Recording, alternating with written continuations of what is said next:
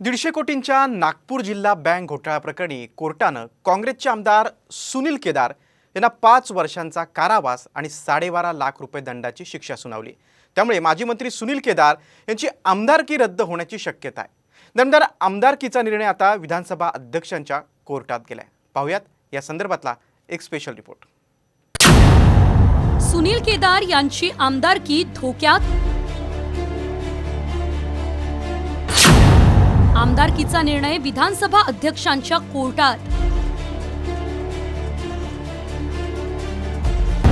Bank घोटाळा प्रकरणी 5 वर्षांच्या शिक्षेमुळे केदार गोत्यात। नागपूर जिल्हा बँक घोटाळा प्रकरणी काँग्रेस नेते सुनील केदार यांना 5 वर्षांची शिक्षा सुनावण्यात आली आहे। त्यातच आता त्यांची आमदारकी देखील धोक्यात येण्याची शक्यता आहे, कारण नागपूर पोलिसांनी विधिमंडळाला सुनील केदार यांच्या शिक्षेची माहिती दिली आहे, तर कोर्टाच्या आदेशाची प्रतही पाठवली आहे। त्यामुळे केदार यांच्या आमदारकीचा निर्णय आता विधानसभा अध्यक्ष राहुल नार्वेकर यांच्या कोर्टात आहे। या मुद्द्यावरून आता ठाकरे गटाचे खासदार संजय राऊत यांनी भाजपावर सडकून टीका केली आहे। सुनील केदार हे लढवय्ये नेते आहेत।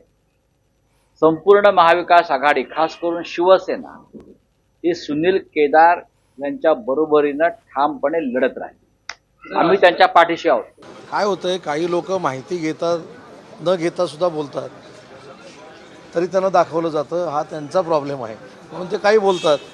सुनील केदारांची केस काय 15 महिन्यात चालू झाली का? सुनील केदारांची तिथं काय झालंय मला माहीत नाही।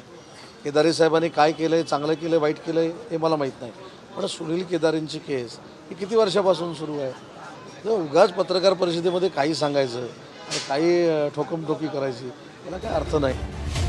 तर या प्रकरणी आता भाजपाचे स्थानिक नेते आक्रमक झालेत। न्यायालयाच्या निर्णयानं शेतकऱ्यांना न्याय मिळाला असून हा गैरप्रकार करणारे सुनील केदार यांची आमदारकी रद्द करावी अशी मागणी भाजपाकडून करण्यात आली आहे। तसंच सुनील केदार यांनी वरिष्ठ कोर्टात दाद मागितल्यास त्यांच्या शिक्षेला स्थगिती मिळू नये याची राज्य सरकारनं खबरदारी घ्यावी अशी मागणी देखील भाजपाच्या माजी जिल्हाध्यक्षांनी केलेली आहे।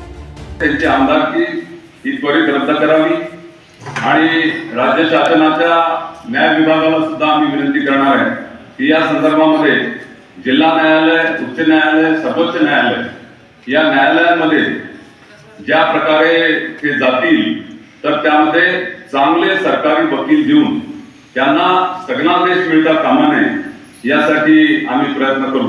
नागपूर जिल्हा सहकारी बँकेमध्ये झालेल्या गव्हर्नमेंट सिक्युरिटीच्या घोटाळ्यामध्ये सुनील केदार दोषी आढळले आहेत। या संदर्भाचा आजच न्यायालयाने निकाल दिला।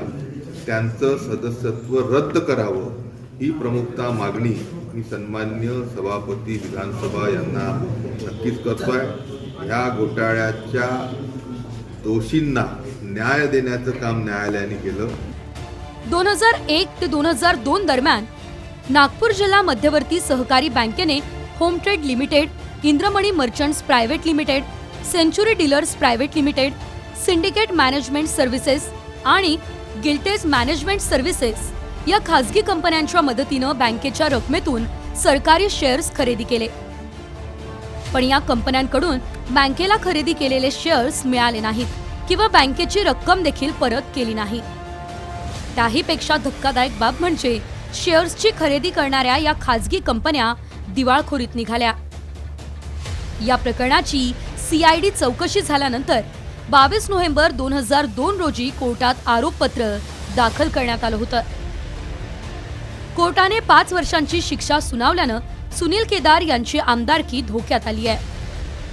आमदार खासदाराला कोणत्याही सक्षम न्यायालयानं 2 वर्ष किंवा त्यापेक्षा अधिक काळाची शिक्षा सुनावल्यास त्याचं सदस्यत्व रद्द होईल।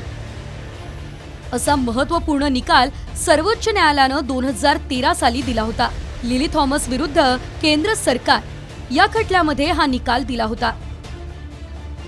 केदार यांच्या शिक्षेला उच्च न्यायालय किंवा सर्वोच्च न्यायालयानं स्थगिती न दिल्यास किंवा शिक्षेचा कालावधी 2 वर्षांपेक्षा कमी न केल्यास त्यांची आमदारकी रद्द होईल।